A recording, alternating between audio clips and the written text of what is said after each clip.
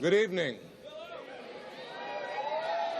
I got to tell you, I got the invitation to come here from Matt Schlaff and CPAC and ACU, and I said to the Oscar parties, I ain't showing up.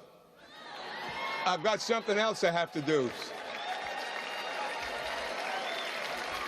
And I'm thrilled to be here with all of you. And I have to say how moved I am to see how many young people are engaged. You are the future of this country. And you've got to be engaged, and you have to understand how important this moment of your history is, because this nation belongs to you. I want to ask a question, and I want you to be honest. How many of you, on the day Donald Trump came down that escalator, were you Trump supporters? Just raise your hands. How many? And how many are supporters today?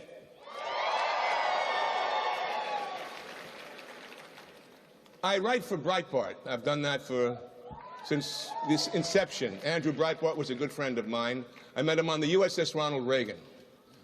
I also have a radio talk show now. Go figure. Bond villain goes talk show host. You get danger and politics at the same time, you know? I call my show part of it Cioppino. Now, for those of you that don't know what Cioppino is an Italian fish stew. And politics can be very fishy sometimes. And I let you know before my show if it's edible or not this particular week. But I want to read something for you guys that I wrote on June 16th, 2015 for Breitbart, the day Donald Trump made his entrance with Melania down the escalator. Donald Trump could be the presidential candidate who finally provides America with the message most grassroots conservatives have been waiting to hear. The common sense populist message of the Donald, while not as poetic as that of Ronald Reagan, does go right to the gut of an American population that has been ripping its hair out while watching the destruction of our republic from within.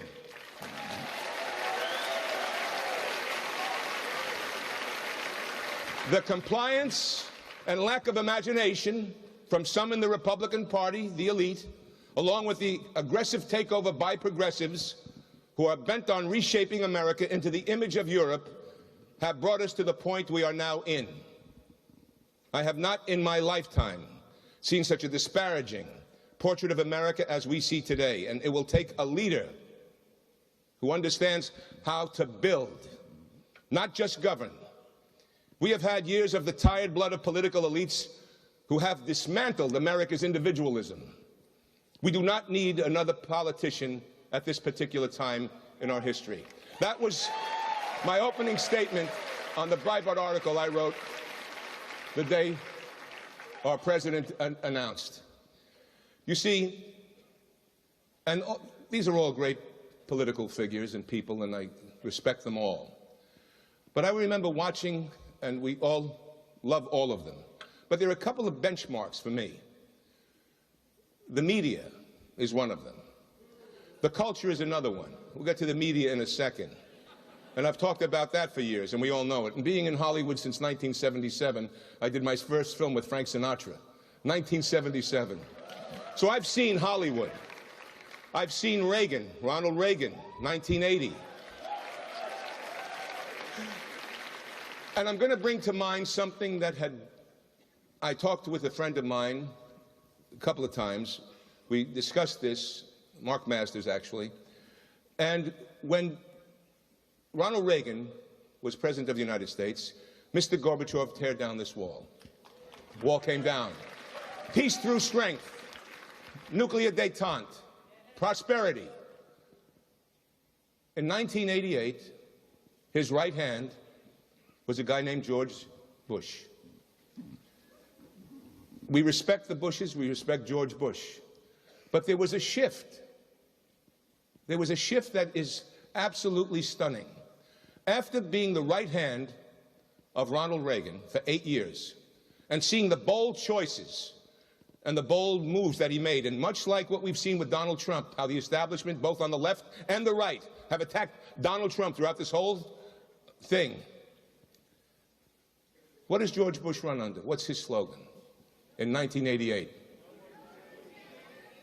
No, that was 92. In 1988, he said, a kindler, gentler nation. A kindler, gentler nation. Right after he saw what Ronald Reagan did. Now, George Bush is a good man, but that was the globalist flag put in the ground. That was the beginning of it all. From after Reagan, we've had Bush, Clinton, Bush II, Obama. We needed a force of nature. We needed a force of nature to take the ship back, generated by you, the people. It's your campaign, as Donald Trump says over and over again. Now, how does people, when Mitt Romney ran, we thought he could win. Another good man. Mitt, good man. But here he is, he's doing a debate. Remember that debate, the second debate? I'm an actor, I'm sitting home and I've watched media, but I'm seeing that second debate, and Candy Crowley goes like this, and the president says, Candy, get the treatment. Talking about Benghazi. At that moment, Mitt Romney wasn't able to go, and this was on CNN, by the way, the media. Now, I'm just going to tease you for a second about CNN. Who's the parent company of CNN? Who is it? Time Warner? Is Time Warner the parent company? Remember that. On CNN, here she goes, she holds it up, Candy Crowley. Candy, get the paper. Instead of Mitt Romney looking at Candy Crowley, looking at the president, looking at Candy Crowley, said, did you guys rehearse this? And then saying, wait a second, the American people knew. They were misled about Benghazi, Mr. President. We cannot mislead them any longer. That's the stance that should have been taken at that moment. Now, for some reason, the elites are afraid to rock the boat. I called that campaign and I said, please, the third debate, have him bring it up. Bring it up at the third debate. I also said, when Hurricane Sandy happened, please have him go down. Now, I never got to Mitt Romney to tell him this. He may not have ever heard it. But I said it to the campaign people and messages. Then the hurricane happened in Sandy. When you're going to be President of the United States, act like President of the United States. You're 3 months from an election, act like it. Donald Trump did just that when the hurricane happened in Louisiana. He understands the media. He understands how to bring a message to the people. Do you remember the night he won the election?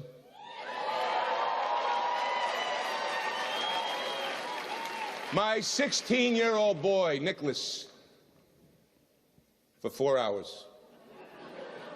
No kidding. He ate his sandwich like this. Actually, it was pizza.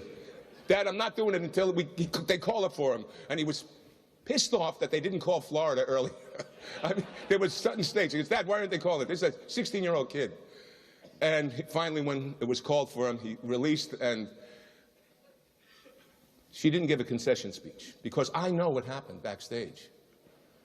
I know what happened. You got to realize what happened. Everyone's hair had to be on fire.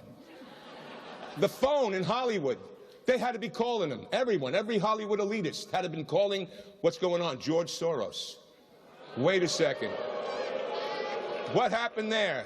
All right, they probably called George Soros. He was probably saying, so what happens? She doesn't give the speech for whatever reason. There's a book supposedly coming out about it. But here's what she said in her speech.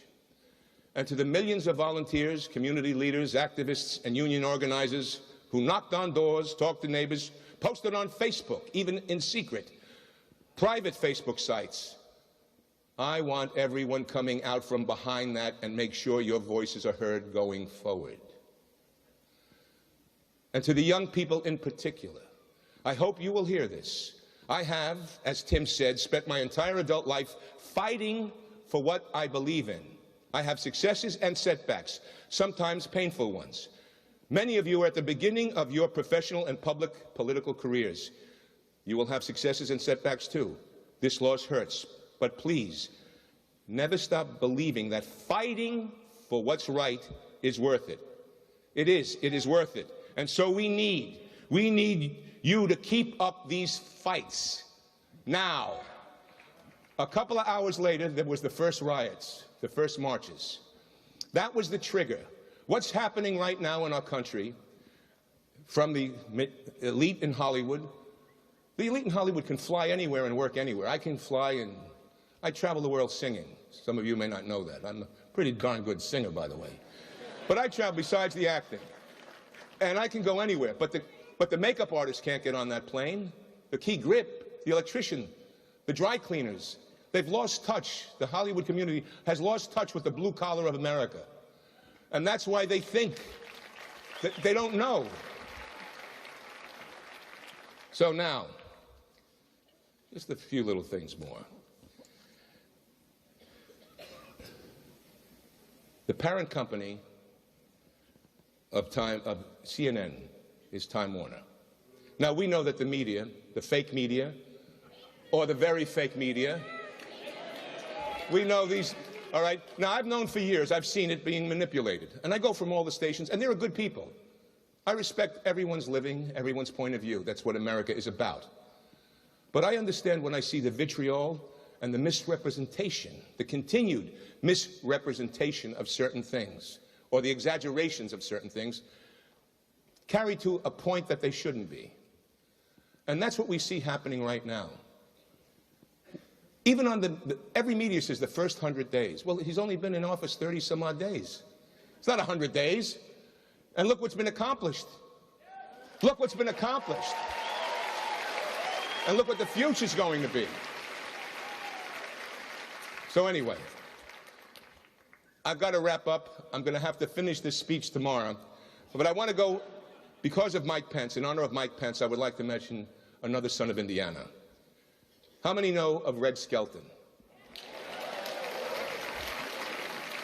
Red Skelton, on his TV show, January 14th, 1969, talked about the Pledge of Allegiance. Do you remember that? Some of the youth don't. But I'd like to read what he said, what his teacher said to him about the Pledge of Allegiance, because the kids weren't saying it with any meaning behind it. The last message Ronald Reagan gave to the American people in his farewell speech was the American patriotism, to educate the youth with a new American patriotism. My article, I wrote it in November on Breitbart. Please read it. It's important. And President Trump, during his inauguration address, brought up patriotism. That's what's lacked. The assimilation of immigrants that don't know what America stands for, haven't been taught it, and a youth that hasn't been. So the Pledge of Allegiance, before we all say it. I, me, an individual, a committee of one, pledge, dedicate all my worldly goods to give without self-pity, allegiance, my love and my devotion to the flag, our standard, Old Glory, a symbol of freedom. Wherever she waves, there's respect because your loyalty has given her a dignity that shouts freedom is everybody's job. And I add, and sanctified by the blood of our most brave. United, that means that we have come all together. States, individual communities that have united into 50 great states, 50 individual communities with pride and dignity and purpose, all divided with imaginary boundaries yet unified to a common purpose, and that's love of country.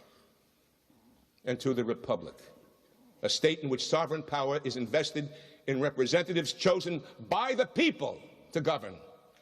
And government is the people, and it's from the people to the leaders, not from the leaders to the people, for which it stands, one nation under God, meaning so blessed by God, indivisible, incapable of being divided, with liberty, which is freedom, the right of power to live one's own life without threats, fear, or some form of retaliation.